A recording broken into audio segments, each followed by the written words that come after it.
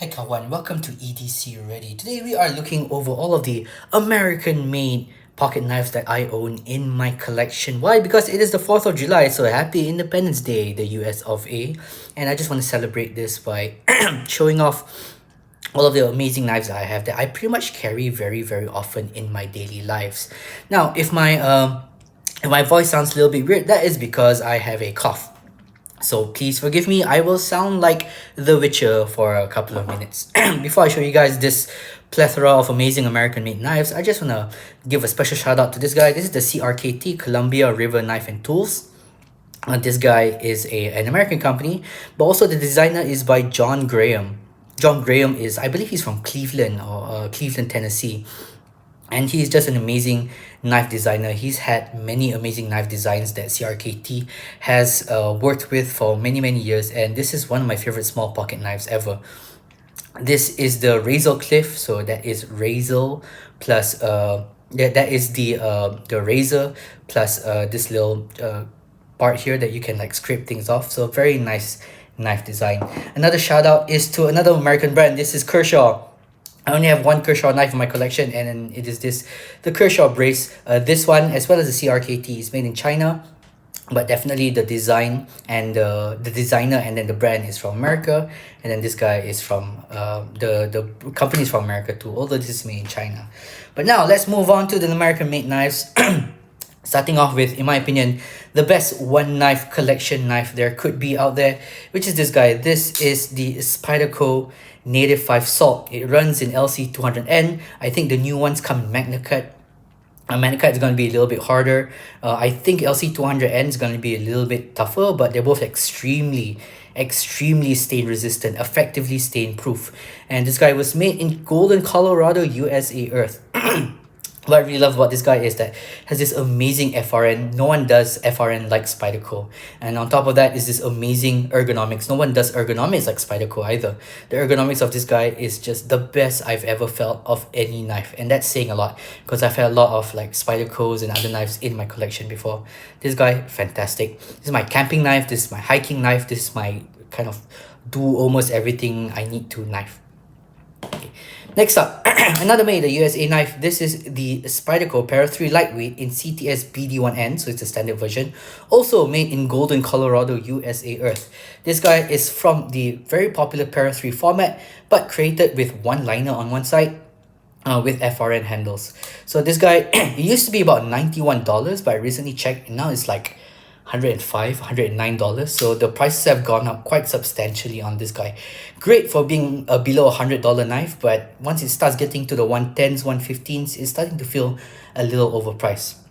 A couple of things I love about this, again, the amazing FRN. I just love the FRN texturing. It's just so smooth and it feels really high quality. Blade shape is great, ergonomics really good. Really like this wire pocket clip because it doesn't have the sharp point that the Spyderco Dragonfly had. This is more of a smooth rounding edge right here. So it also has the compression lock, which I really love. It's my favorite locking mechanism. Yeah, last but not least, it only has a washer on one side, which means that it doesn't actually center very well. As much as I try to, I just can't get it to center, but it does kind of not touch the edges. If you can see that, it doesn't really touch the edges, although it gets really close sometimes right there. Now, I have been looking at a set of AWT scales for this guy to have like the washers on either side, make this guy feel a little bit more premium, but that's still in the works. Next up, my first grill, this guy right here. This is the ZT0450CF. It is designed by Dmitry Sinkovich, who is, I believe, Russian, if I'm not mistaken. But this is one of their knives that they are making in the USA. A couple of versions of this. You have this version, and then you have the full Thai S35VN version. This guy is great because it has this amazing carbon fiber. Still to this day, the best carbon fiber I've ever felt. And then it also has this titanium with S35VN blade steel that is coated DLC black. The only thing I wish I would do is I wish I would change the pocket clip, have this little bit more of a deep curry pocket clip, because this guy carries very small in the pocket. Para 3 lightweight, very easy knife to carry, and then this guy just sits within the scale of the Para 3 lightweight itself. Also, a very efficient knife design in terms of the blade length. So if you just look at it here, that is the length of the handle of this guy. And then this guy, the handle is just about the same length, but you get quite a bit more sharpened blade edge compared to that guy. Very, very nice. The best flipper in my collection, I've not felt a detent or flipper design that is as good as this guy. It has a bit of a rock, like when it's closed. Don't know if you can hear that. There is a bit of a wiggle there. So it's not really tight of a detent when it's closed, but once it's open, when you open it, it definitely just fires out, and it's very solid lockup. It does have free spinning pivots, so you just need to keep that in mind when you are disassembling it, because if not, the pivot will spin freely non-stop. Next up, the last of my made American knives is this guy. This is my first grill. This is my second grill knife. This is the Protech Malibu button lock flipper. Just so many things I love about this guy. There's very little you can complain about. The only thing I would complain about are the pivots. They kind of use like Allen keys, and they're really small, and then T6s on this guy, really small. I would have just loved it to be like uniform all the way around. If you're going to use Allen keys, use it all the way around.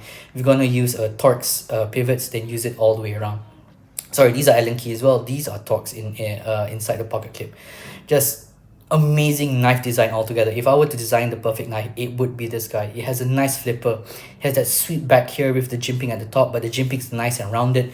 The stone washing makes sure that the edges here are nicely rounded, so it doesn't really cut you where, or it doesn't feel sharp where it doesn't need to be sharp, but it feels sharp where it really needs to be sharp. 20 CV blade. Is that 20 CV? Does it say it here? There we go. CPM 20 CV blade. Amazing blade shape, great for these kind of pull cuts. Amazing just fall shutty action. Just check this out. Completely fall shutty. Amazing pocket clip. Protech really does their pocket clips really well. Recess screws and recess screws, and the pocket clip itself, the base of it is very flush onto the scales. You have this nice little flat portion here, which I really love because it's very easy to get underneath, and also it's very comfortable in hand. Sometimes you can get the ones that kind of ski jump up a little bit, and then that can kind of press into your fingers a little bit. I don't really have an example. I guess the CJRB Pyrite has that, where it kind of presses into the hand a little bit. This guy, you don't really feel that at all. It's just as good as this pocket clip. So just overall, amazing knives. I'm very happy and very fortunate and very blessed to be able to have these amazing American-made knives. American-made knives have actually gone up in price quite a bit recently. Like those Benchmates have gotten really expensive.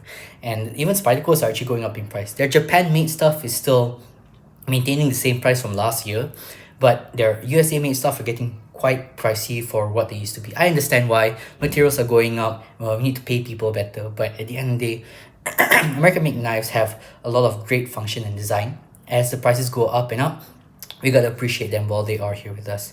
So once again, thank you and have a great 4th of July, Americans. Bye and stay ready.